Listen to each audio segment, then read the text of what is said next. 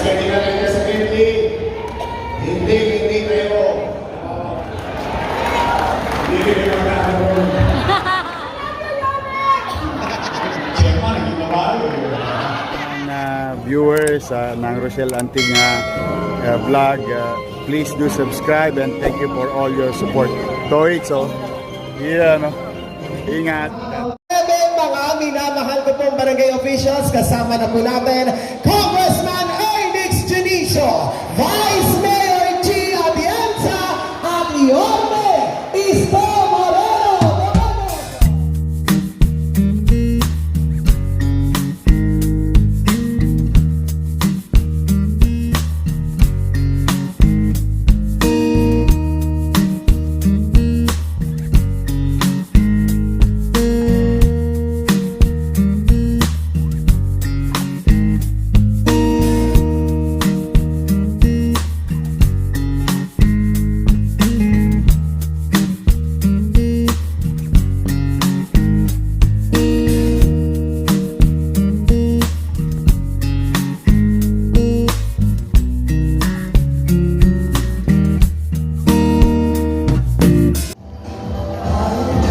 Hindi po mga barangay officials, parinig na.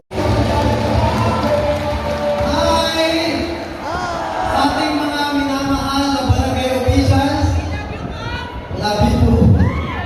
Yes, naman mula po sa Yorme's Choice, syempre, ang ating minamahal at nag-iisa pinakamagaling na mayor natin. Palapakan nyo. Yorme Isko Moreno Corozo, Vice Mayor G. Atienza, ang po ng aming mga konsyal, ako po ang inyong congressman, at lahat kami sa Yorme's Choice.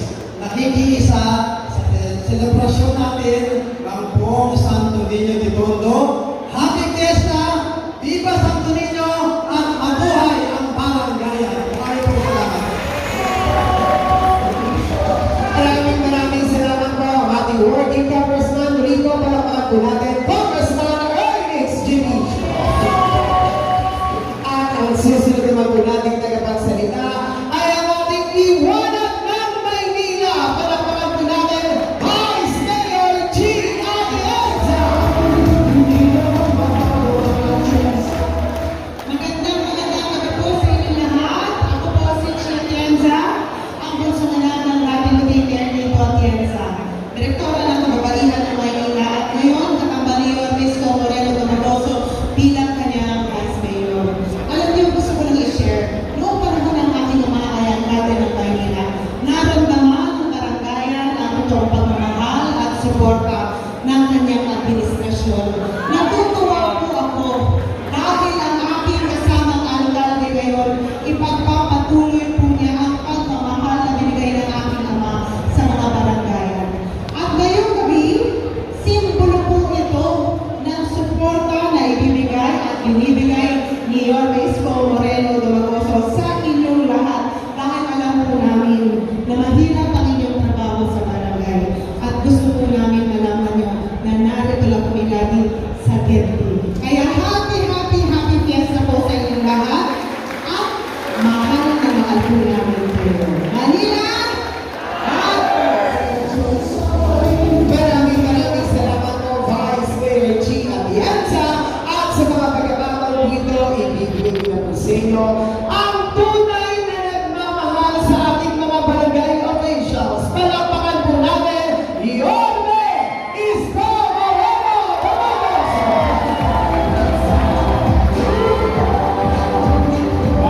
Upo kayo.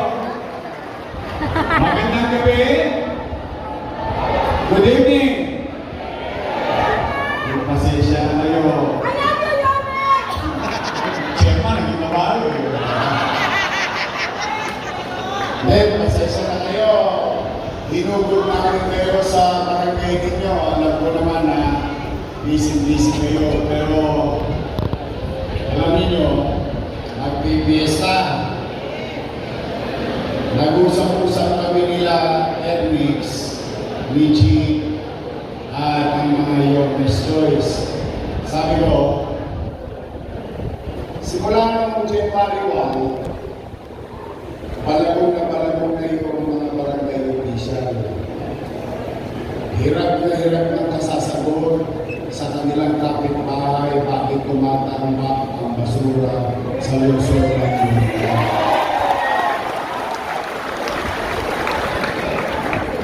Taas na naman yung mga expo, kaya nakaroon yan. Bakit?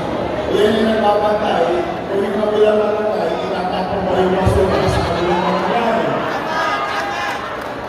Si Kagawad naman, hindi naman niya maliwanag kung bakit tumatambak yung basura.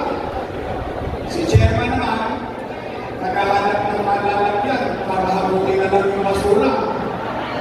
Kung wala, napapagastos kayo, walang kapararamang gastos, hindi naman dapat. Pero dahil sa ayaw ng mamaho, yung inyong mga barangay, pinagawa nyo ng paraan. Kaya sabi ko, hindi ka natin, Hindi lang naman si Chairman na may piyesta rin si Kagawad eh. May piyesta rin si Secretary. may piyesta rin si Treasurer, si SK may piyesta rin, si EXO may piyesta rin. Yung hirap na at pagsubok na pinagdaraanan natin ngayon, maibsan man lang namin. Kaya ang ginawa namin, nagbiyahe-biyahe kami. Nagsama-sama na kami ng kaunti namin na at least sigurado ko may handa kayo sa pista.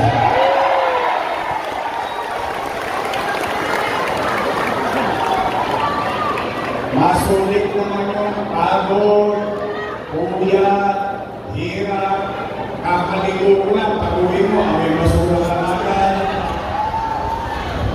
I know how it feels. Alam ko yun ng araw, kung ako nga, sa sinyo, nakaapat ako ng dami sa paglilinis sa Manila. Alam naman natin ito. Ngayon, Ito naman ang aking mensahe.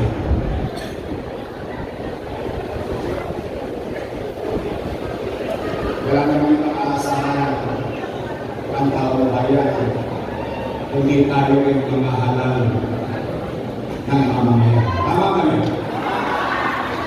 Huwag na tayo magsisihan. Pag na natin ito, tayo mamimiyasa ng alitan natin. Ibig sa trabaho yung dapat trabawin, ituturo ang daliri. Kung kani-kanino, ako pa kayo sa kapatid. Siguro, iraos na lang natin itong crisis na ito. Magtulong-tulong na lang tayo.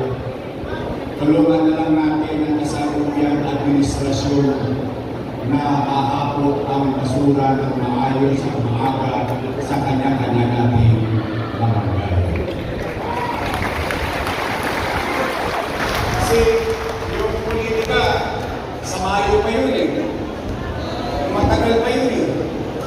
Pero ngayon, ang importante, mairaos natin, maitawid natin yung krisis na to ng basura sa ating lungsod, lalo na rito sa mundo. Naawa nga ko sa atin, nakita nyo sa kapulong atin, ano na tayo snow, mountain ng isang araw. I mean, that's water under the bridge.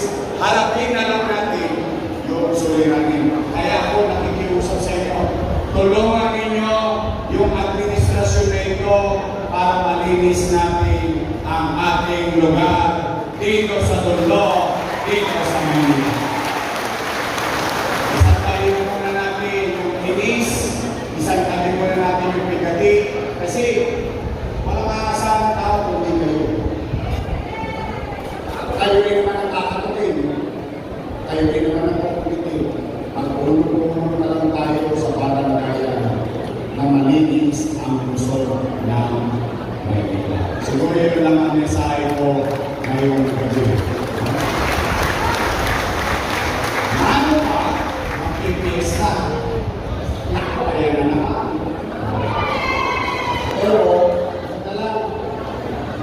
kung talagang yung puto sa akin na lang, you just volunteer to be part of the solution.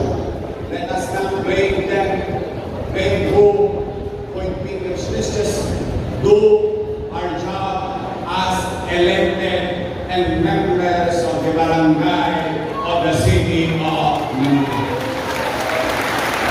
Yun, ang aking namang dalangin, fiesta ng ating Santo Niño, Don Bosco, San Pablo, pinagsama-sama na namin kayo lahat. Dahil ang gusto nga namin kahit pa paano kayo huwag nyo na itong ipamimigay para sa pamilya nyo na ito. Para pagdating ng kapistahan, meron man na kayong maihanda sa inyong kanyang-kanyang tahanan dito sa atin. Okay? Promise? Huwag nyo pamigay kung sa inyo ito, ang personal nyo ito. Sapat na yung trabaho na nakakaroon na ngayon sa kanila. Basta kami, ni G. Atienza, ni Erix Division, at sa po ng mga York's Choice. Kaisa na kami sa magdiriwang ng ating kapistahang buong Santo Niño. At nawa, yawa Diyos, idalangin natin ang may mga sakit, anak. Idalangin natin yung mga nahihirapan na makatikim man lang ng kamiluhan. Idalangin natin ang kapayapaan dito sa Tondo, dito sa Maynila, at higit sa lahat sa buong sa pagkilala natin sa ating buong Santo Niño. So muli, tapos na po ang programa, uwi na po.